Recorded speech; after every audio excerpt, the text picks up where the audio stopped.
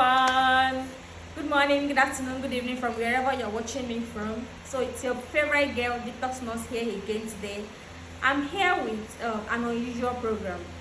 You know, sometimes I do a lecture, I talk about something. Today is very different. It's not the usual one that you know because someone, a patient, requested to do this. First off, I want you to know that here in Gracie, we prioritize patient confidentiality. We keep your information safe. Your personal data, your details are saved with us. This is done on request. So I'll be I'll be interrogating the patient. He said he wants to share a story to motivate someone out there, and that's why we are doing this. Okay, so let's do this. Hi, so I'm here with Mr. C. I would like him to do the introduction himself. You are welcome. Hi everyone, good afternoon, good evening, wherever you're watching us from. My name is Clinton Godwin Iselima. I'm from Delta State. We are local government, Boyfriend community precisely. I'm here to tell you some part of my story and to make an impact to the general public. Okay, you're welcome, Mr. Clinton. So I would like you to tell us a brief, take us through your journey. Tell us a brief about the substance that you've tried before. Well, I'm into all substance use like crack cocaine, heroin, ice, Thailand, Canada labs, India lab, Ghana goods, normal weed, SK. Wow. I do take pills like tramadol, Swinol, and Refnol, and cigarettes with alcohol. Okay, thank you so much for being welcome. honest. So I want you to tell us, what is the first thing that you tried before? Which one of them? Which one was the first one that you tried? Well, I started smoking cigarettes Okay. year 2004. Okay. I copied that from my dad. My dad is a chain smoker. He was a chain smoker because he's no more. I copied that from my dad. And when my elder brother got admission into the university, there's no one to guide me. My mom is working with MTN and there's no one to guide me. So I started smoking Benson because I saw my dad smoke Benson. So I started smoking Benson. Okay, that's fine. Yeah. So the first time that you tried Benson, that's a cigarette. The first time you tried it, how do you feel? What does it feel like? Yeah, I feel dazzled. I feel like I'm not myself. I was sweating. My eyes are turning me. I almost fell on the floor. I was able to hold myself together. That was the first time I started smoking in my entire life. That was Benson. Yeah. So that, you said 2004. Yes. So do you keep smoking cigarettes, or there was a point that you need to change to another thing? After I smoked Benson for the first time, I did not like the feelings because I wanted to be among people who are smoking because that's what is going on around me. I decided to quit for some time because after my appendix operation in 2005, they noticed I'm smoking and they told my dad and my mom. And my mom cried to me to quit smoking. So I quitted Benson for a while until I lost my mom in 2008. I started smoking weed. Oh, so sorry about that. Yeah. So from that 2005 to 2008, you were clean. You didn't take Yes, you weren't I taking did not anything. smoke anything. Okay, so that 2008 is because you were grieving, you started taking weed. Yeah. Who introduced you to the weed? It was my school friends Okay. from my secondary school days. Was it like they influenced you or they were pressuring you to take it? No, it's like an influence because my school friends normally take weed, so I had to join them. Okay. So when Just you to first be tried among. it, how do you feel? Was it the same feeling with when you had cigarettes? No, it was like I was mad. I ran out of the old place where we were smoking it Wow. in a street, in one of the jungle around there. I ran out of the place and they were able to hold me down and they started giving me water to gain my conscience. That was how I started smoking weed. So that very day when I finished smoking the weed, I was doing like someone who is mad and they gave me water and I got home. I ate a lot. Okay, so you said you were doing like someone that was crazy. Yeah. What do you mean by that? I was not able to recall anything that happened then, but I knew very well that It was not me. Okay. Yeah. So that was the first time. Yes. So when you had those terrible experiences, why do you now take another one again? Because I wanted to feel among like my friends. Okay. Yeah. So that was Because of 2008. society. Yeah. So what year did you now start taking crack? I started smoking crack cocaine in the year 2017. Okay. So from 2008 to 2017, you were smoking weed. Yes, I was into weed and cigarette and alcohol. Okay. Yeah. Okay. So when did alcohol comes in? Is it before the cigarette or after the cigarette? After the cigarette. But you said you were clean for 3 years. Yes. When I started smoking weed, Okay. that was 2008. I also drink alcohol too. Okay. Yes. Thank And you I so started much. smoking cigarette again. Thank you so much. So you started taking crack 2017. Yes. Who introduced you to crack? It was my cousin. Your cousin. Yeah. Okay. How did it happen? He brought the crack cocaine to my house and he was smoking it. And I went to meet him that I want to feel the vibes on that crack cocaine he gave me. That was how I started smoking crack cocaine. What's the experience like?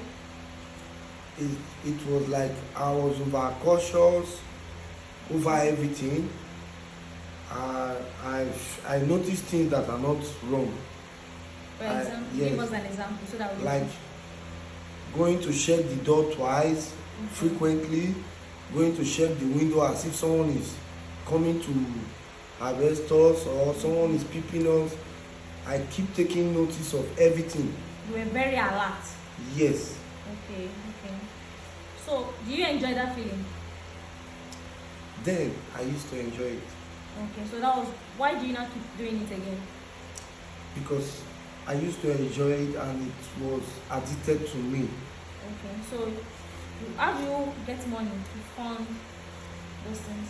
At first, we were having money to fund the crack cocaine. Along the line, we started using our properties to collect loans and sell them. That was frequently we were taking our properties to a loan man to give us money to buy crack cocaine. When we were not having any money, we started lying to people for money, started begging people for money. People we are not supposed to ask for money, we beg them for money. People we are not supposed to meet for money, we meet them for money. Yeah. Okay, that's fine. So, at what point do you realize you need to go to a rehab? Is it that you realize that you didn't gain? Okay, let me ask you first. I think, what have you gained from taking all those substances? I did not gain anything. So, what are your losses? I lost a lot. Like what? I lost money. I lost respect from the society. I lost respect and trust from my family. I lost so many things. Okay. I lost friends that are going to be there for me. I lost opportunities. Okay. So, at what point do you realize you need to go to a rehab? It was early this year, during January. After I squandered over 50 million naira last year. 50 million naira? Yes, over Wow. 2024, I squandered over 50 million naira in crack cocaine, humanizing, hotels, clubbing, doing all sorts of things, sponsoring people on drugs, like going to cartel to buy drugs for people and all that. And at the end, I was not having any money. I was having some little money left and I was taking a lot of crack cocaine until I almost lost my life. Okay. Alright, thank you.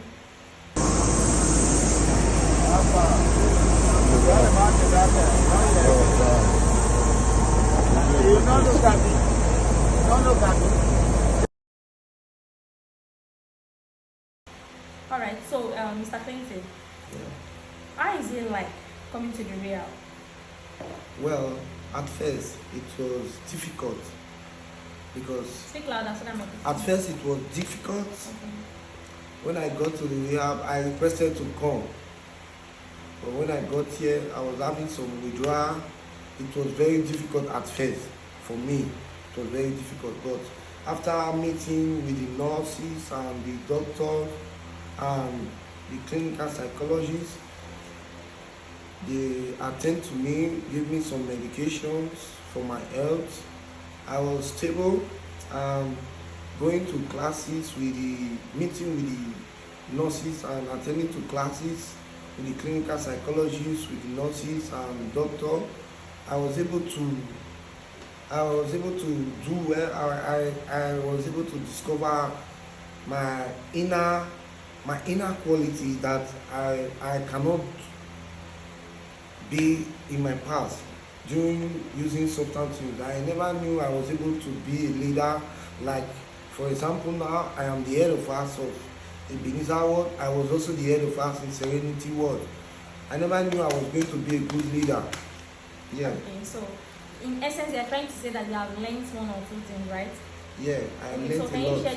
can you just share like two with us? What have you learned so far? Yeah, I learned to be a good leader. I also learned to have courage and bold step to know my trigger and to know when it's right and when it's wrong. Okay. Yeah. All right. Thank you so much. So,